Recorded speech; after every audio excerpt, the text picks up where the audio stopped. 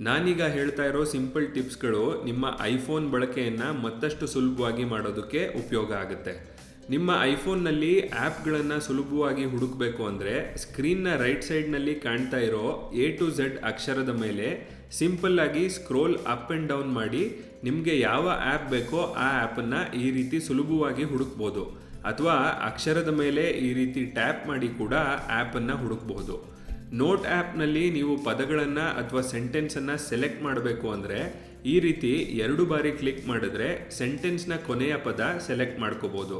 ಹಾಗೆ 3 ಬಾರಿ ಕ್ಲಿಕ್ ಮಾಡಿದ್ರೆ ಪೂರ್ತಿ ಸೆಂಟೆನ್ಸನ್ನು ಸೆಲೆಕ್ಟ್ ಮಾಡ್ಕೋಬೋದು.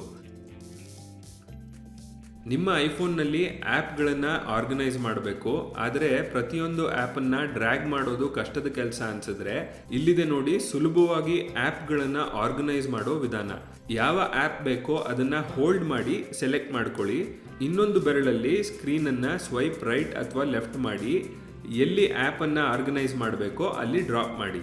ಐಫೋನ್ನಲ್ಲಿ ನೀವು ಯಾವ ಫೋಟೋವನ್ನು ಬೇಕಾದರೂ ವಾಲ್ಪೇಪರ್ ಆಗಿ ಮಾಡ್ಕೋಬೋದು. ಫೋಟೋ ಮೇಲೆ ಕಾಣಿಸೋ ಎಡಿಟ್ ಬಟನನ್ನು ಕ್ಲಿಕ್ ಮಾಡಿ, ನಂತರ ಕೆಳಗೆ ಕಾಣಿಸೋ ಕ್ರಾಪ್ ಬಟನನ್ನು ಟ್ಯಾಪ್ ಮಾಡಿ, ಮತ್ತೆ ಮೇಲೆ ಇರೋ ಸೈಜ್ ಅಡ್ಜಸ್ಟ್ಮೆಂಟ್ ಬಟನನ್ನು ಟ್ಯಾಪ್ ಮಾಡಿ. ಈಗ ಇಲ್ಲಿ ವಾಲ್ಪೇಪರ್ ಅಂತ ಕಾಣಿಸುತ್ತೆ, ಅದನ್ನು ಕ್ಲಿಕ್ ಮಾಡಿ ನಿಮ್ಮ ಫೋಟೋ ಆಟೋಮೆಟಿಕಲಿ ರೀಸೈಜ್ ಆಗಿ ತೋರಿಸುತ್ತೆ. ಡನ್ ಅಂತ ಕ್ಲಿಕ್ ಮಾಡಿದ್ರೆ ನಿಮ್ಮ ಫೋಟೋ ವಾಲ್ಪೇಪರ್ ಸೈಜ್ ಆಗಿ ಕನ್ವರ್ಟ್ ಆಗಿರುತ್ತೆ. ನಿಮ್ಮ ಐಫೋನ್ನಲ್ಲಿ ಬೇಗ ಎಮೋಜಿಗಳನ್ನು ಹುಡುಕೋದು ಬಹಳನೇ ಸುಲಭದ ಕೆಲಸ.